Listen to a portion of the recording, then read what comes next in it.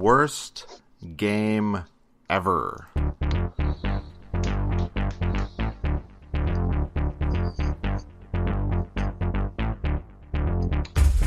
Was that the start? That was the, well, yeah. Welcome to the show, everybody.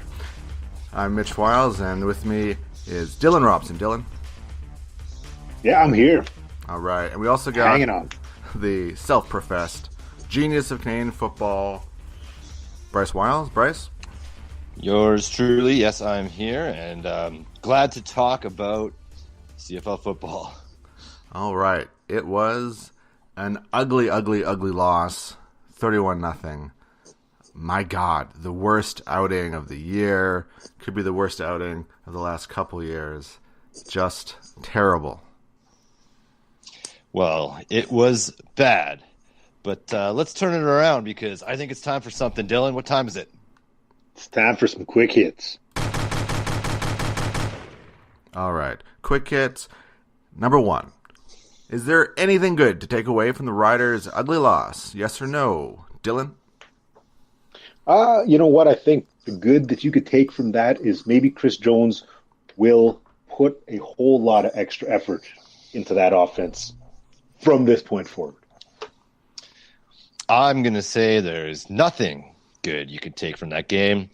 You're going to have to put it out of your memory or just push it deep, deep down somewhere where you'll never find it. And then it can come back later in some weird regressed emotion. But no, nothing good. Agreed. Okay. I totally agree. Throw that game out, move on. Number two, what's more surprising? Edmonton coming back from the dead to beat Ottawa, or Luley and the Lions defeating the Stampeders last week? Bryce? I can't say both. If I'm going to have to choose one, I'm going to have to say Edmonton coming back. They were just on this weird downward slide, and now they might actually start getting back into the winning, and they might make a run in the playoffs. Dylan? I would say neither, because I'm pretty sure I picked them both to win last week on our picks. If I didn't pick Edmonton to win, I was thinking about picking Edmonton to win. So I'm going to call it for myself there. Yeah, I liked it. The West is wild, and the fight is on. Playoffs basically begin now across the league, if you ask me. What's most surprising, Dylan got 2 wins in the pick'ems. Very surprising. Number 3, injuries are adding up for the Riders. If you're going to assess the team, which position is the weakest right now? Bryce? Which position is the weakest on the Riders? Oh, that's so hard to say when the whole offense is just not scoring touchdowns. Even though there's talent there, they're just not putting it together. So what's their weakest position? It's hard to say, man. Bryce calls offense. Dylan, what do you say? Yeah, right now, the worst shape, I'm going to have to say the offensive line. It's the 5 positions. I get it. It's not one. But with we traded for a guy, and then we lost another guy on that O-line. So we're now, Steele is going to be playing offensive line next week, I'm pretty sure, from the sounds of things. Yikes. Moving on, I agree. The offensive line sucks with the current injury situation. It's tough. Number 4, the refs are calling all types of weird penalties. So if you're going to review a penalty in the offseason and say, we need to clean this up or figure out how we're going to call this, what penalty needs to get fixed? You know what? The pass interference and the illegal contact stuff has been better this year than previous years. I'm going to have to say more consistency on roughing the passer.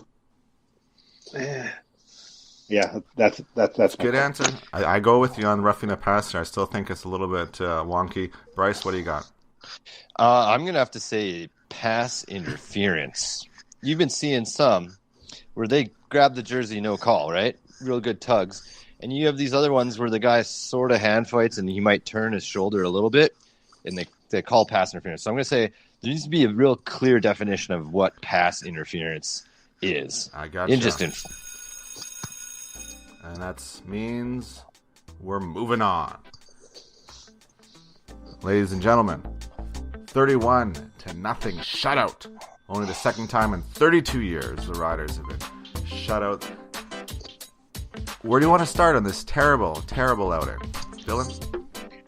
Yeah, it's real easy to me, actually. I can tell you what happened in this game. The Saskatchewan Roughriders actually missed their plane and didn't make it to the stadium at all. And then Winnipeg, what we saw then was Winnipeg took the field and just played by themselves, and there was actually no Roughriders that I could see playing whatsoever. So That's true. that's probably why we didn't score any points. We didn't put anyone on the field. That's correct, Bryce. There's really nothing much to say. They just got took out. I don't know what happened.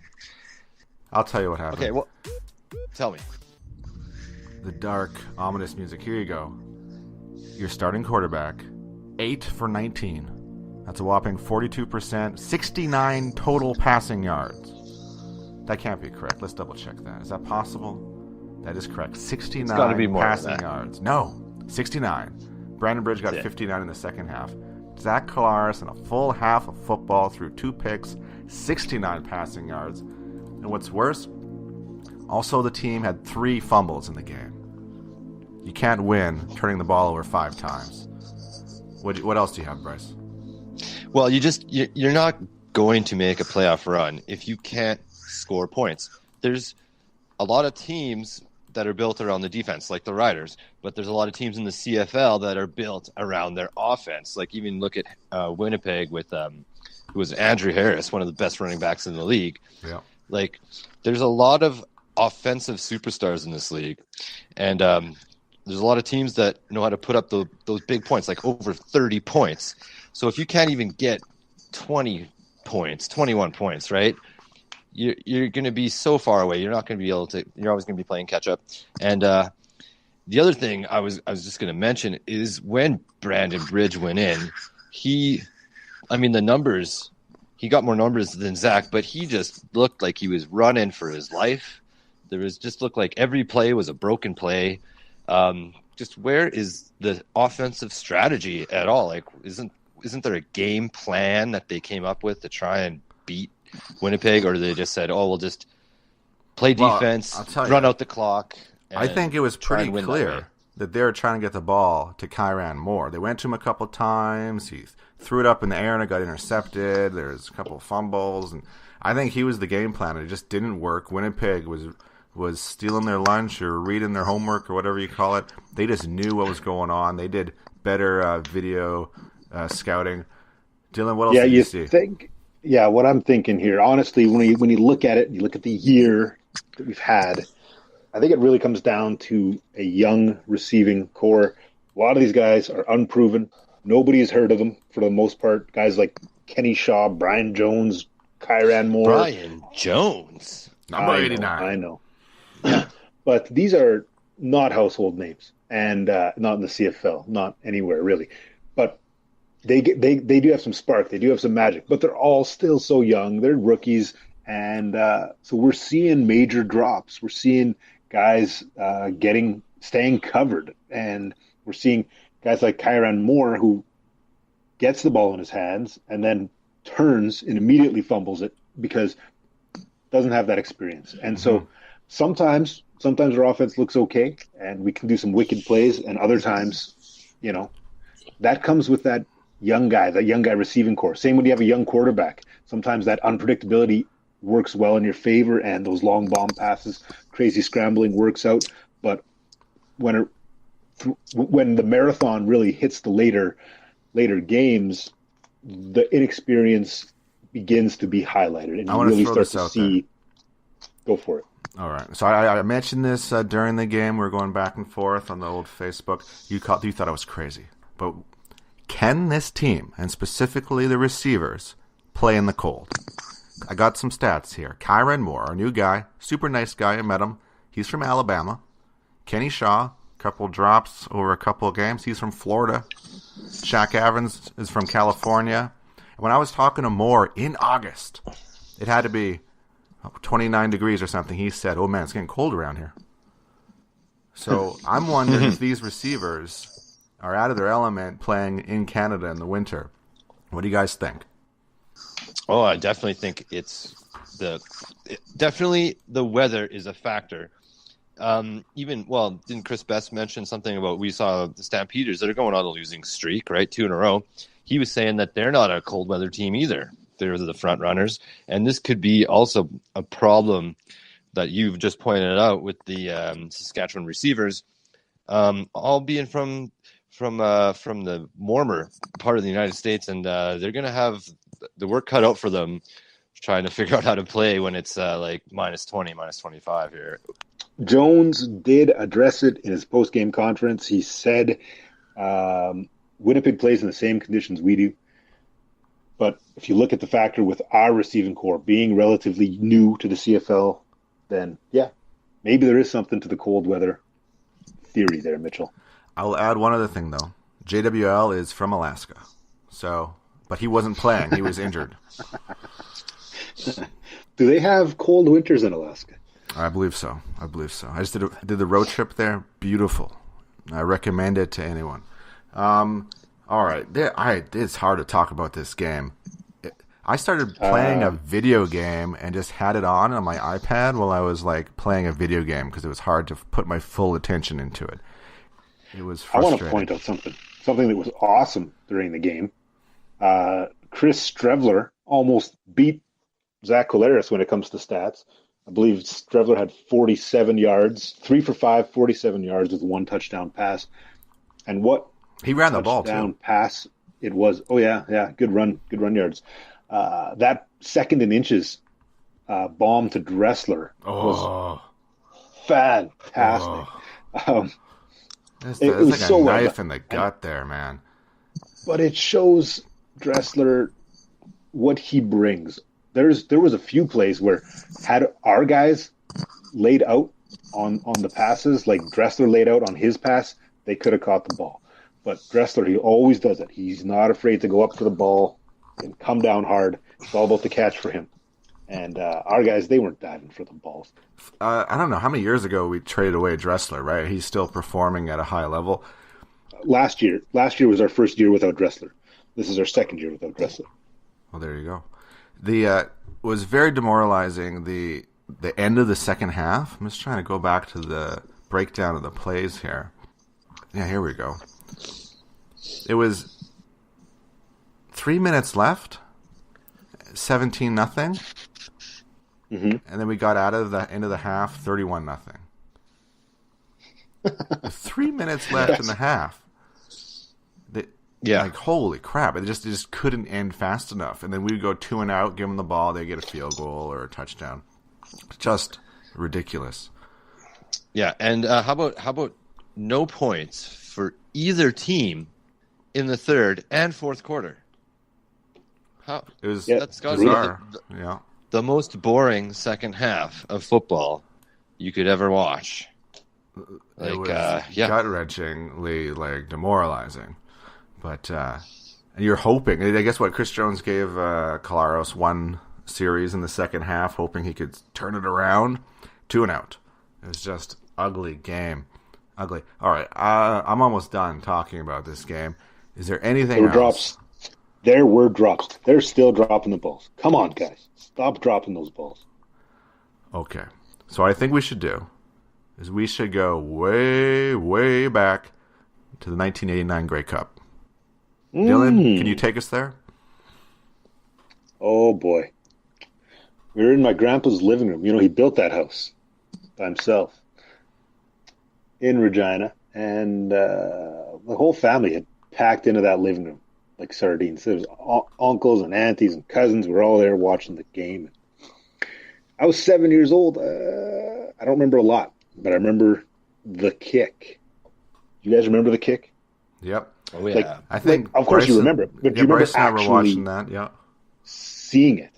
We were in the basement of John Hudson's house, I believe, and we watched that kick. Family friend.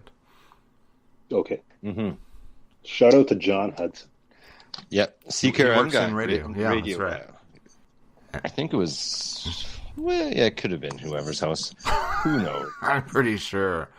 I could be wrong. It was him. It could have been someone else. I remember. Yeah. I'm working a segue here. I'm working a segue. Yeah, Dylan, go ahead. Keep working it. Keep pushing. Keep pushing. Yeah, force it through. Take the ball and run, Mitch. Okay. Well, I was trying to get Dylan to go, yeah, I talked to this guy who drove some of the celebrities around back for these Grey Cups. Okay, so funny you mentioned, because I did talk to a guy. Oh, brother. I work with a guy named Doug Isbister, and Doug from work, he volunteered during the 2013 Grey Cup, and now normally that's not that exciting, but let me tell you this: he was actually a driver for the 2013 Grey Cup and drove some of the VIPs, and I don't want to spoil any of those stories. I thought it was 89 Grey Cups. I could see why my segue fell flat. I picked the wrong Grey Cup. Yeah. But I'll tell you what, it's because a certain Grey Cup head coach from the 89 Grey Cup makes it into Doug's stories. So that's what I was. Yeah, and Doug has fond memories of the 89 Grey Cup. Well, Doug's a little older than I am, but we worked together, and he's always been a supporter of the show since day one. He was our first subscriber on YouTube podcast channel, I believe, and he's always talking football. So Doug's been pretty much a lifelong Rider fan and loyal listener. So why don't we just go to the interview? Here I am, Dylan Robson. Thought we'd go a little different route this week. As you know, the Rider Outsiders podcast is run by the fans. And I thought, hey, why don't we bring another fan on board, have a chat with him, and see his take on the season, on Rider football, and some stories he's got. So, Doug, I work with you. I know you well, sort of. And I know you've been a Rider fan for a long time. How long have you been a Rider fan? Probably since early 80s is when I really started following them. I didn't pay a whole lot of attention to it, but the Saskatoon police used to hand out Rider trading cards, and that's kind of where I started really following them. Do you remember your first Rough Rider trading card? No, I don't. I think I have a Darian Durant trading card, and my wife has another trading card. What was it? Oh, I can't remember what hers is. She has a Danny Barrett. She has a head coach Danny Barrett trading card. So that's pretty cool.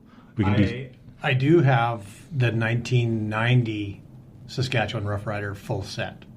Wow. One off the 89 Grey Cup. I didn't get that one, but I do have the full set of 1990. 1990, that was the beginning of a new era, sort of underachieving, I guess. Yeah. So do you have a favorite memory as a Rider fan? Pretty much it was just the 89 Grey Cup win. I remember we were watching it in my apartment, and after they won, friends of ours called us to come downtown to join the party, and that's the first time I've ever done anything like that. Seen, hundreds and hundreds of crazy fans climbing on lampposts, and being a part of that, walking around downtown. That was pretty cool. Yeah, so I remember the 89 Grey Cup as well. I was 7 years old, but my mom took us, we were at my grandpa's watching the game, and then we drove downtown to get home. And the chaos, I'll never forget the chaos. There's a guy right in front of us who had fireworks, and he was sitting on his window of his car with his window rolled down, and he was lighting fireworks off the roof of his car as we were driving. And I was hooked right there as a Rider fan. So speaking of Grey Cups, though, you were a volunteer driver for the 2013 Grey Cup, the biggest game in Rough Rider history, basically. What made you want to volunteer when you heard that opportunity was open up? I just wanted to be able to be part of the experience. I'd missed volunteering for the 95, I believe that one was. And I just thought it'd be like a really cool idea to be a driver and just get to experience the whole Grey Cup experience from a different perspective. So I decided I wanted to try being a driver.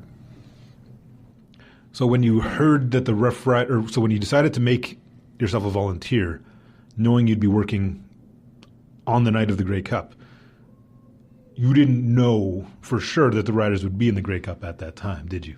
No, I had no clue that they would be in it.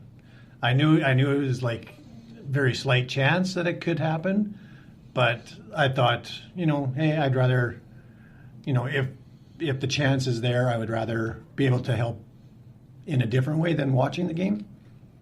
Yeah, so being part of the Grey Cup win from the inside, basically.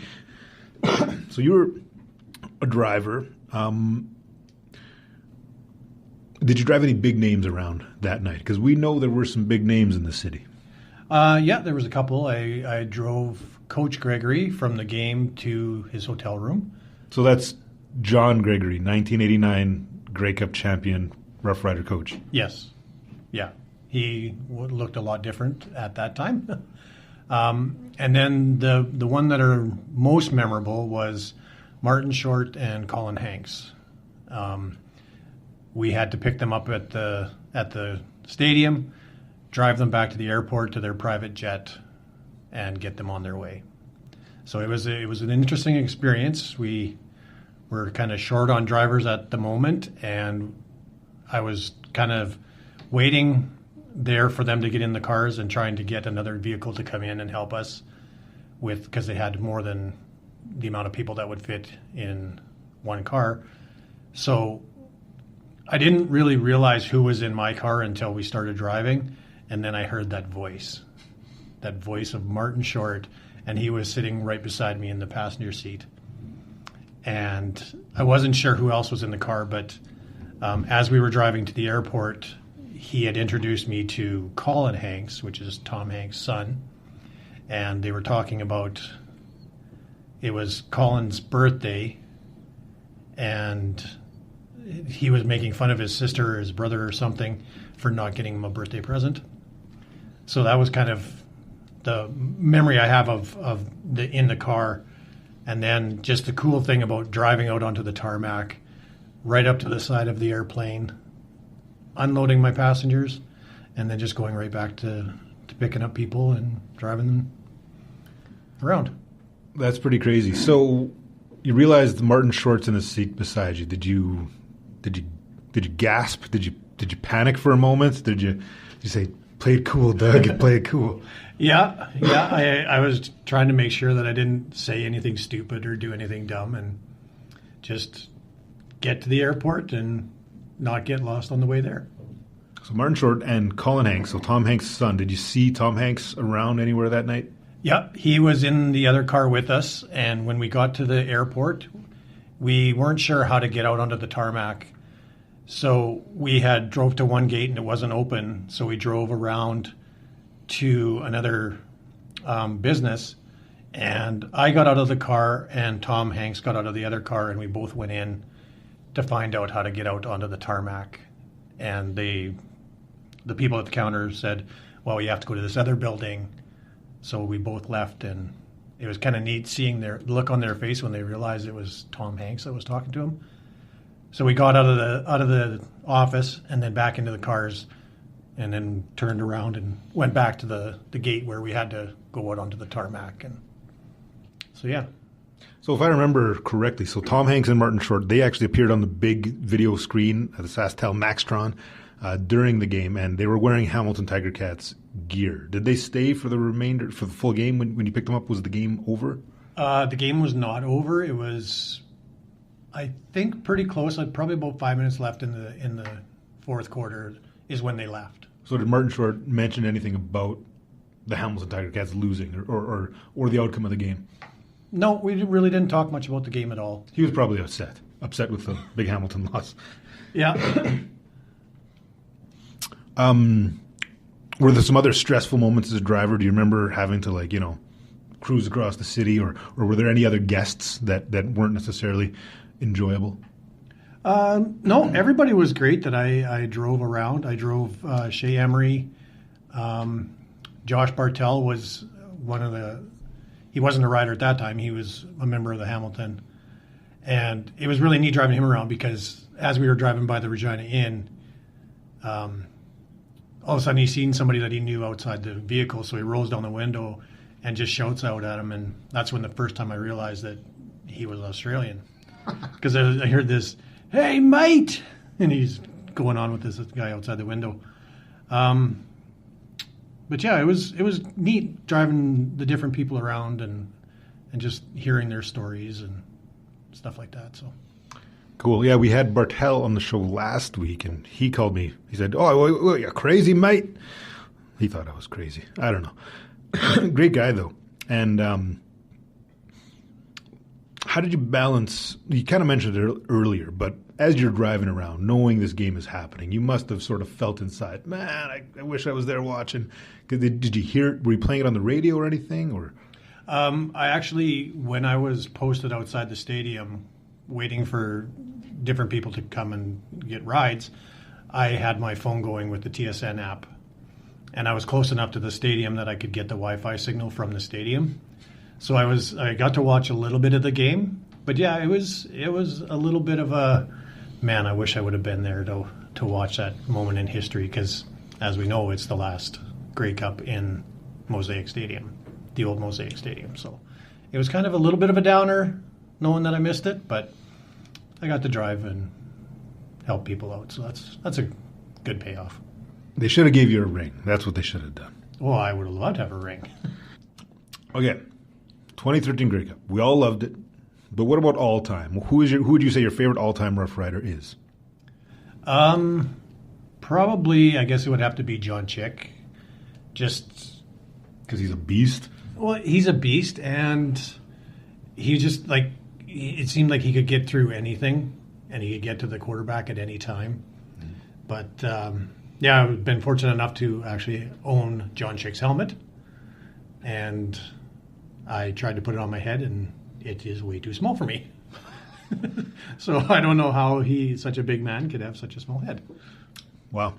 Yeah, he's a big dude. I remember we had Thaddeus Coleman on the show. 6'8", 300 pounds. He said his most daunting defensive lineman he ever had to face was John Chick. And he remembers John Chick, basically suplexing him and throwing him around. And so, I mean, Thaddeus Coleman's a pretty big dude to be getting thrown around. What about superstitions? As a fan, is there anything you got to do? Sometimes I'll wear the wrong hat to the football game, and I'll think to myself, damn it, why did I wear this hat? We could have won if I had chose the other hat. Yeah, definitely. I have the hat. I believe I have 5 hats that I have, and if one starts being unlucky, I won't wear it during game day. So right now, I have one baseball hat that I wear, and we've seemed to have been on a winning streak when I wear it. I have a hat. It's not like a super impressive record, but the hat itself is 9-0. It's the reason the hat is special is because it's a Rough Rider hat, but it's got like a military sort of pattern design on it, and I've worn it to a lot of heavy metal concerts, and it used to be my heavy metal hat, and then I realized every time I wear this hat to a Rider game, it's like it's bringing the war from the metal mosh pits to the game, and the hat just kept winning every time. And so when the hat got to 7-0 or maybe 6-0, I kind of realized maybe this hat's special. So I stopped wearing it, and then we lost. And then I remember, you know what? Maybe I should just retire this hat. Maybe the hat had a good 6-game winning streak. That's impressive. And then I thought, no, I should bring it out of retirement because we were struggling, and I can't remember when it was. We were struggling, and I said, I'm going to bring the hat out. And we won the game. And the season kind of turned around after that. And then, yeah. So there's been 3 other times where I've brought the hat out in specific instances, and it's always come out on top. So right now the hat's 9-0. I think it has a few more wins left in it. So we'll see if we can get it to 10-0, maybe 11-0.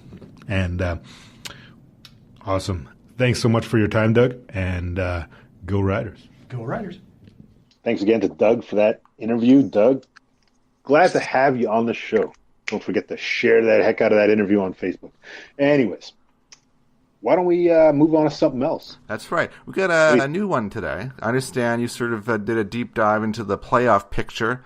It could help us sort of understand what we're looking at here with a couple games left. Dylan, I know we're in the playoffs, but what are these scenarios building here? Okay, we'll start with the simpler equation here with the East. Right now, Hamilton and Ottawa have both clinched their East playoff spots. They face each other in a home-and-home series on week 19 and 20. So basically, those games are going to determine who gets the East, first place in the East. So Hamilton is back on Ottawa right now, so Hamilton's going to have to win both of those games for that to happen. That brings us to the West, because I don't think, or actually we know it's official, there's going to be a crossover. So Toronto and Montreal are both out of the playoffs officially. So with a Calgary win or a tie next week, Calgary clinches first place. All they got to do is win or tie next week. So we're hoping for a Calgary loss. With a BC win next week, BC would clinch the playoffs. Now, as far as Saskatchewan goes, a Saskatchewan win next week plus a BC loss or a BC tie gives us a home playoff game. So if we win and BC doesn't, boom, we got ourselves a home playoff game. So that would give us a guarantee of second place in the West. We can still catch Calgary technically if Calgary loses out and we win the rest. And we have Calgary next week. Yeah. Oh, yeah. So there you have it. Plain and simple. As far as the teams who have officially clinched the playoffs, we got the Stamps, the Riders, the Red Blacks, and the Ticats. So what that means is Winnipeg and Edmonton are battling for the crossover spot or the last spot in the West playoffs. That's as simple as I could put it today. If the playoffs were to start right now today, we'd have Winnipeg at Saskatchewan and Edmonton at Hamilton to start the playoffs. But playoffs don't start for a couple more weeks here. And it's crazy. So I think there's 3 weeks left. We have one bye left. All 5 Western teams are still in it. It's going to be a race to the end here. Okay, that was good. Anything else on playoffs? You guys think? You think there's any chance of catching Calgary? Let's do a quick hit right now, Mitch. Any chance we can catch Calgary realistically? Well, they just lost to BC, so we beat them, and then they have 2 games remaining. I don't think they have a bye, so they would have to lose out, right? So that's tricky. Probably like 10% chance, maybe, Bryce. No chance. I think Calgary's just playing possum for a bit now. I don't know what their deal is. I don't know how they could lose to BC at home, but they did. And Dylan called it there, even though I called Winnipeg beating Saskatchewan there. But I really don't see Calgary not at least winning their last game there against BC, probably. I don't know. Dylan? Before the playoffs. Yeah, I think, let's do it. Let's catch them. Let's win out the season. And, why not? All right. I'll turn to Bryce to intro us for this next segment. Bryce? The next segment, here's on the RO podcast. It's called The Rouge. And it's going to be 1 point from your hosts here that they want to make about the CFL, what they saw this week. And you know what? I'm going to start it off. We saw some pretty good quarterback to wide receiver connections this week in the CFL. We saw, like Mike Riley, he connected with Mitchell Bryant 13 times for 190 yards. Wow, that's like he had his sights set on him for that game. And the other game I'd like to, because there's really nothing to talk about with the Rider game. Talking about the one with Hamilton, Ottawa, Mazzoli, he connected with Banks 8 times for 178, 1 TD. But also Luke Tasker, he went 4 for 3 on touchdowns, 4 receptions, 3 touchdowns. And even Benjamin Franklin, the Jam Man Franklin, he connected with S.J. Green 7 times for 127 yards and a touchdown. So we're seeing some of these guys get open. Like, how can Mitchell Bryant why don't they start double covering him? He got 13 receptions there for Edmonton. Hey, but that's a lot. That's a hell of a lot of receptions. Yeah, 13 in one game. But hey, it's something to talk about because we can't talk about the Riders. I just want to make one more quick rouge. We had Lewis Ward. He nailed another consecutive, probably 3. He's up at, 43 consecutive field goals or something like that. He is just pounding them through for the Red Blacks, too. So he's at 43? That's my rouge. He's at 43? I think he had 3 field goals. Didn't miss any of them. So that's my pick. So I said he'd get 43. So the next one he misses, according to me. Next game, first field goal. He's going to make 5-0, everybody. I called it. He just has to make 7 more. Oh, yeah. It's going to happen.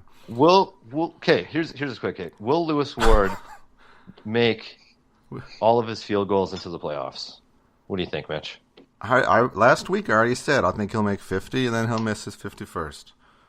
So whenever so I think he was only a couple more games, so hopefully he gets that many options. 2 more games, eh? I'm predicting a laces out Dan Marino sort of situation. Finkel and Einhorn. Finkel is Einhorn or Finkel? Einhorn and Finkel. Okay, I got a rouge. Okay. You guys want to hear a rouge? Yeah. I've been a supporter of the Rough Rider offense, but looking at it from a realistic standpoint, from an unbiased perspective. If the Riders don't win in the playoffs, if we don't make it to the Grey Cup, we'll say that. Does McAdoo have to go? I think if we can't win in the playoffs, McAdoo has to go. I think Winnipeg exposed the Rough Rider flaws on offense just in time. It's one thing to have a struggling offense. It's another thing 2 weeks in a row to go without a touchdown. It's another thing to be shut out. And it's another thing to have your quarterback get less than 70 yards passing. So McAdoo has taken some criticism throughout the season, but and it's I can understand not cutting an offensive coordinator midway through. You sort of want to stay the course, especially when you got a strong defense and a strong special teams. But at the end of this season, if we don't win in the playoffs, and I don't like advocating for anybody's job to be lost, but McAdoo, I would say it's time for him to move on. That's my rouge. I am advocating for his job. I will take that job.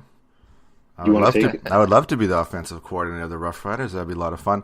But I agree with you. You don't change horses right now. And I think Chris Jones sort of spent most of his money on his defense, and McAdoo was sort of given a tough hand here, right?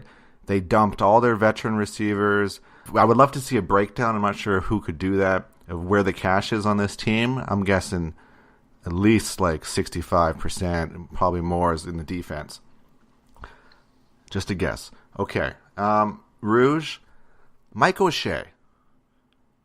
I like the guy, and I think his team shellacking the Riders here could save his job if they don't make the playoffs. Because I know earlier in the season, O'Shea's job was on the line, and they sort of making this run now. So I think he's probably safe, even if they lose out for the rest of the year. Mike O'Shea. And damn, he's like a killer, hey? Like that 2nd and 1 and they throw the bomb, or they keep running the ball in the fourth quarter when they could have just knelt it. Like the dude is a killer. Blah. Go ahead. Yeah. Like they I think even Suter was talking about how he is a player coach. Yeah, Mike O'Shea had a killer instinct as a player, and he's got a killer instinct as a coach, I think, as well. All right. You might have missed that, but that was some weak applause in the background, meaning it's time for the meh of the week. And I think we came to a unanimous decision before we started the show that the Riders, as a whole, you guys are the meh of the week. That's right. Yeah. You get shut out, you get the meh of the week. We didn't even get into field goal range. Oh. But he's got the wind at his back and a 56-yard leg, and we didn't get into field goal range. So, yeah, something. Oh, my. I don't even think we had a first down. We probably did. I didn't see one. I don't know. It was pretty ugly. It was sickening. It was like a car wreck, though. I couldn't look away. It's like, oh, my God, look at him. Oh, and look at his knee. Oh, his knee. Yeah. Oh. Someone else is injured. Oh, just don't get hurt anymore. This game is done. Yeah, All right. at one point the strategy was, okay, everybody stop playing. We're going to lose anyways. Just don't get hurt. Don't get hurt. Don't make any please. tackles. Don't make any tackles. Go down right away. Drop the passes. Yeah, just real soft. Just soften it up a little bit. All right. If we could have just given up third quarter and just forfeited the game. Could you imagine? Yeah, concede the win. We're gonna walk here. We're going. We don't need the fourth. We're good. Going home now.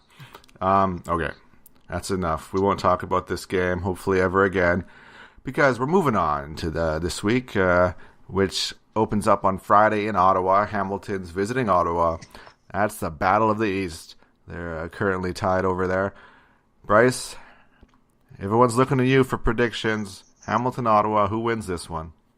Well, everybody knows why they tune in every week to our podcast. They want to know what the genius is going to think is happening here. In week 19, of course, we got, like you just said, the live mic game Friday night. I'm going to go with actually Hamilton on this one. They're looking hot. Ottawa's kind of on a slide. So I'm going to say Hamilton away. They're going to beat the Red Blacks at home. I agree. Hamilton with the win. Hamilton, they got to win to keep battling for first in the East, and I think they're coming in guns blazing. I'll play devil's advocate and say Trevor Harris has a game of the year for him. Doubleheader Friday. Next up is Edmonton in BC. Another huge battle.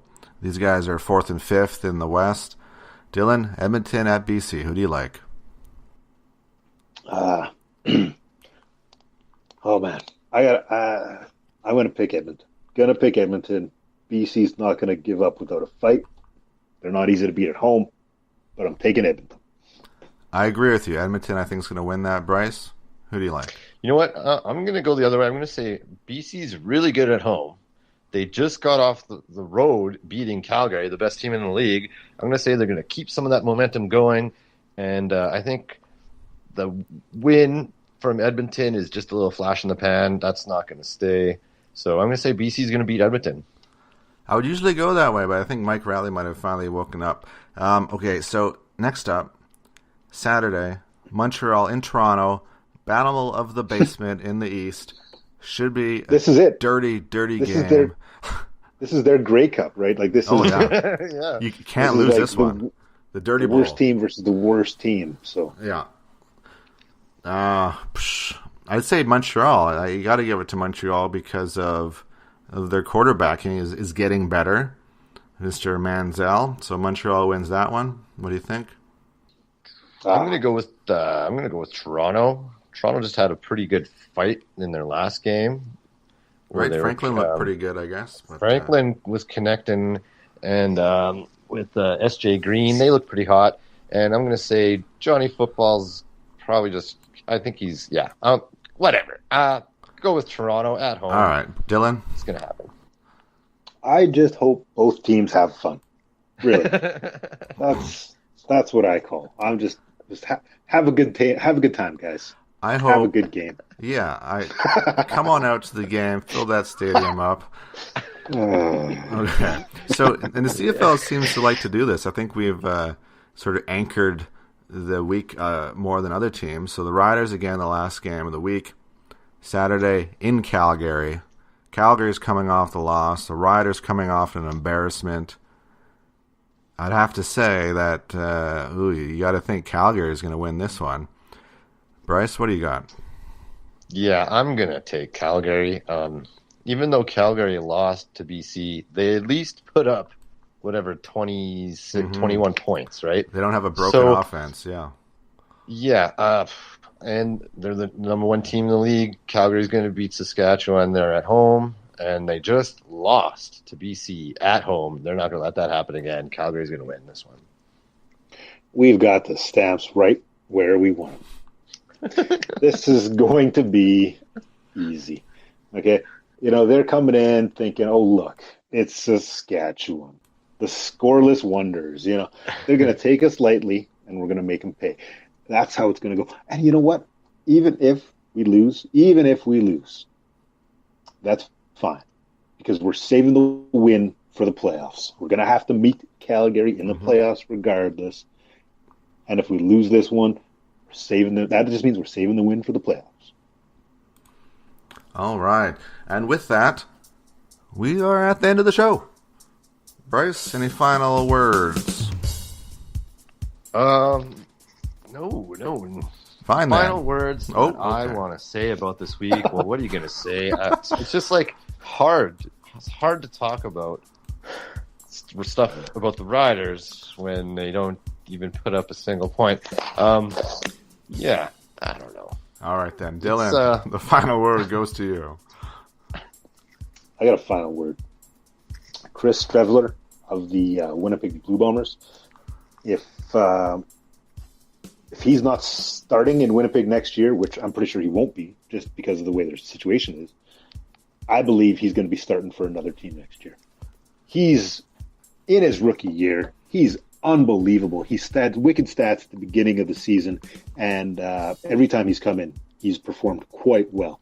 He's big dude. He's got nice passes. He can run, and he could be a future star in this league. So look out for Chris Streveler in 2019.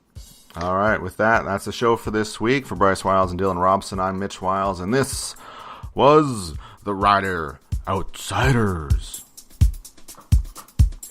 How'd you like the end there? Was it pretty good? It was good. almost like Halloweenish. Is the Rider Streveler. Outsiders? The Rider Outsiders is supposed to be like this kind of spin on the Rider Insiders. Is that Yeah. a thing? Yeah. I think so. Or the CFL Who's- Insiders. Who are the the Rider? Isn't that a thing? Or was Rider it a thing? Insider? It might have been a Jamie and I segment or a That's blog. right. I don't know if Jamie it was was. the Rider Insider. I think he was. Yeah. Because I swear I've heard something like this before. And yeah, I was and like, we want it to be I was like, clear. We want it to be clear that we are not the insiders. You know what I'm saying? Yeah. We want it to so we're the explicitly say outsider. Yeah. we're not media. It's quite literal. In We're the outsiders. that, because originally, because though I'm on the show, I'm up in Yellowknife, yeah? Yeah. And Roy was Okay. going to be on the show, and he's out in Lethbridge, yeah? And Yeah, then okay. Dylan's on the show, yeah? So he's in Regina, but he's not the part of the insider. media, right? So when he goes up and shows up at the stadium, right? They don't know who he is, right? So he just says, "Hey, man, I'm the outsider." I don't know what accent was that, but it was fun. That's Bob was- and Doug McKenzie. It was kind of it was a Canadian. It was the accent of an American doing a Canadian accent. Oh, you don't say. Okay. Oh yeah. All right. Oh yeah. Oh yeah. Oh, yeah. Better hit stop now. Okay.